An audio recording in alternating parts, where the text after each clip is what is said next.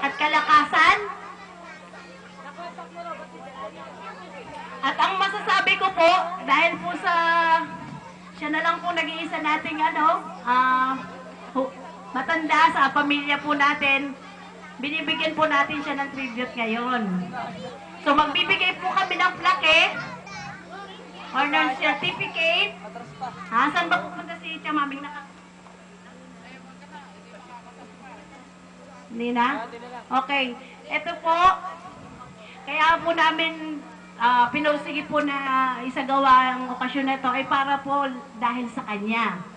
So, agree naman po kaming magkakapatid, pati na po ang mga anak ni Chamaming ay talagang nagpupugay po sa kanya. So, ito po ang nilalaman ng katibayan. So, katibayan ng pagpapahalaga. Ang katibayang ito ay ginagawad kay Ginang Carmen Alejandro Gahudo bilang pagpapahalaga sa kanyang mga ginawang kabutihan, kasipagan at pagkaliga sa pagmamahal sa kanyang mga anak at mga mahal sa buhay. Nagsilbing huwaran at katangay-tangay sa kanyang henerasyon. Ginawad ngayong ika-2 ng Enero 2010 sa pagdiriwang po ng Kapaskuhan ng Pamilya Alejandro sa Marulas, Valenzuela City.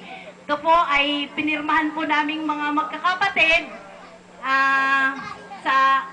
kay Esteban Alejandro po, nandito rin po. Ang anak po niya ang pumirma, si Rene at Marie Alejandro. So, Rosa Julian, siya po yun. Isabel Bernardo, siya po. So, Apolonio Alejandro, si Insun Jane. Okay, so Daria Alejandro, halika na, Kuya Alex. Ay, Kuya Alex.